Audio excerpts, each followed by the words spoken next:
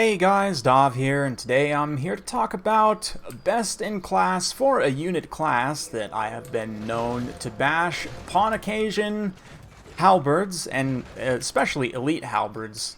Yeah, Blackguard are the best of the best. What makes them the best? A couple of things.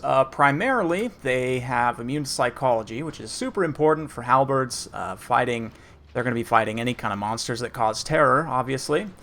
Also got Murderous Prowess, which as we know is generally a very strong ability, and particularly both the leadership and melee attack are nice here. Obviously, again, if they're fighting big scary monsters, that extra leadership, obviously they won't be weak to terror or anything, but they've got the extra melee attack as well. Halberds tend to have pretty low melee attack, but let's go ahead and take a look as the rest of these forces are kind of getting engaged here. For the Dark Elves, got Sad Swords, Fear Spears, Corsair here. This is Hadriz playing in a recent tournament. I want to say this is maybe one of the ECL qualifiers. Reaper Bolt Throwers here. On the Tomb King side, Skeleton Horsemen Archers, front line of Skeleton Warriors. We've got already Ark in the Black getting lit up by fireballs and bolts. Some Skeleton Archers, Ushabti Great Bows here. And Tomb Scorpion, yeah, some melee Ushabti in the front line. Kepper Guard, pretty decent stuff.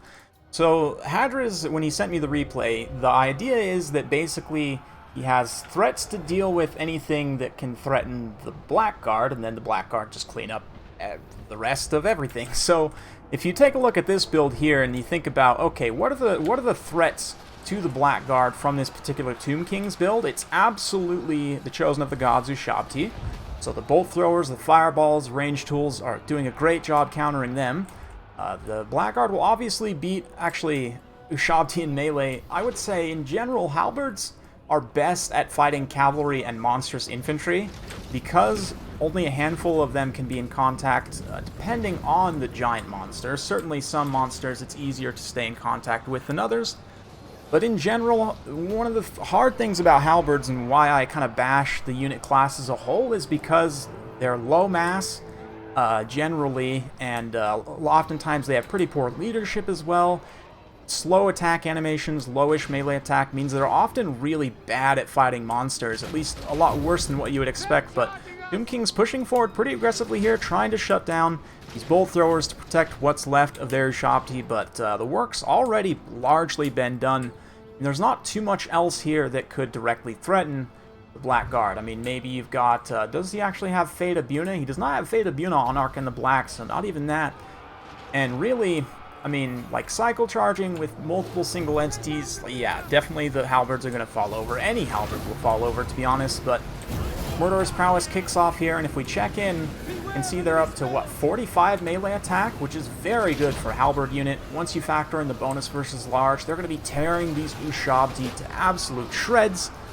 They don't have healing like Phoenix Guard, but they have a lot higher base HP, so it's not like they really need it. And again, I can't stress how important and how good the Murderous Prowess and Immune to Psychology both are in general for halberd units specifically.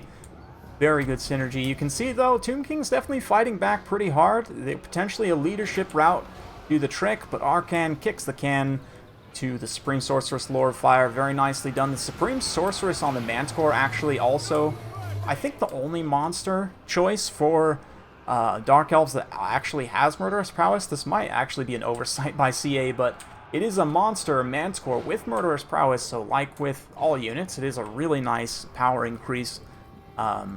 Yeah, you can see, though, that largely Hadriz has been able to fulfill his objective. Despite this, balance of power is still pretty close.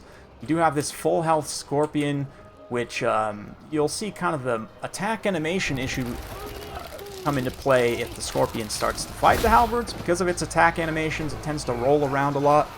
It's hard for halberds to make consistent contact, but the elf halberds do have a little bit of a faster attack animation. I don't know, I can't remember exactly their attack interval, but they're definitely better than like Chosen with halberds and Temple Guard. And just in general, they're a little bit faster. They do have less mass than Temple Guard, which is an issue, but Actually, like, Blackguard, I think, you guys could correct me if I'm wrong on this, but I think they actually have the most health of any elf infantry unit, like of any of the 3 elf factions. I could be wrong about that. Maybe there's one that's higher, but I want to say that's the case. And that extra HP, plus their obviously great melee defense, 48 it is good. I mean, for the cost, it's actually not amazing, but it's very solid. Of course, you can also take plenty of overlapping debuffs in melee with foot characters that obviously, like against vampire counts, for example, synergize very well with these Blackguard. But in general, like I said, multiple single entities fighting one halberd is like almost always going to be a bad day for the halberd unit, even if it is the Blackguard. But Blackguard have the best chance of surviving in that type of a situation, and just in general bring more to the table than other halberd units.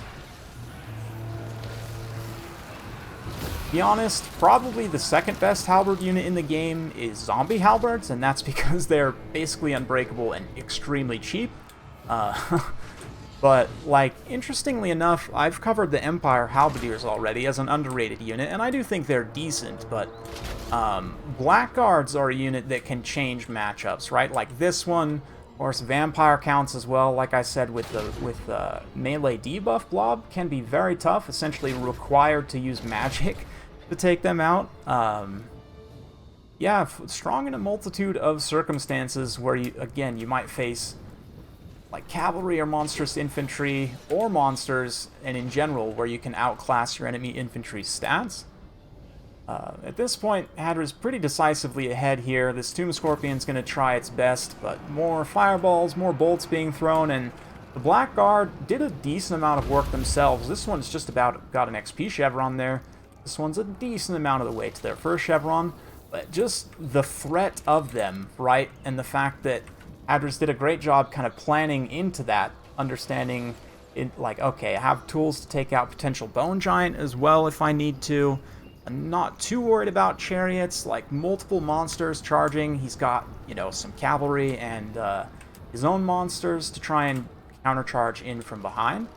So he's got really all the tools he needs to shut down what would threaten the halberds, and then, like I said, they clean up shop, right? So, fun stuff. We'll do a comparison, of course. Stay tuned for the post-battle analysis. We'll talk a bit more about halberds in general, best use cases. Beautiful stuff, though. Absolutely gorgeous game. We come in here, you can see, like, they have these fancy little, like, sweeping attack animations, and they do take a decent amount of time to play out, but the hit, like, that one's pretty quick, actually. That's probably one of the quickest halberd animations in the game. Especially, like, you compare these guys' animations to, like, Chosen with Halberds I mentioned. Even, like, Empire Halberdiers, their attack animation's slower. It's pretty underrated stat about them, I guess. But well played to both players. Hadra's coming in, doing a great job there, showcasing the power of Blackguard. Also, shout out to those Corsairs. Good amount of work done, and even though the bolt throwers, I don't know that they even necessarily paid for themselves in terms of gold value, but they absolutely paid for themselves in terms of tactical value, right, in neutralizing those Chosen of the Gods. So, yeah, I also saw some sad swords there with like 100+ kills, which is crazy. Anyway, so like I mentioned, halberds, because they're actually not as good at fighting monsters as you would think, that's sort of why I'm down on them. But in matchups where you can expect heavy cavalry or monstrous infantry, they are absolutely a solid pick. Tomb Kings, obviously, you have Ushabti, and they do have not a ton of cavalry, but they have some threats you could potentially see. And of course, as I mentioned, they just outclass all Tomb King's infantry, and that's also true of Vampire Counts as well. Coast, a little bit tricky, because they will get absolutely blasted. Generally, just elite infantry is not a great idea against Coast in the first place. But obviously, like, Bretonnia is one where you will very often see these guys, although you have to be careful. They are still elves, and I guess I can compare to, let's actually compare to Phoenix Guard just directly.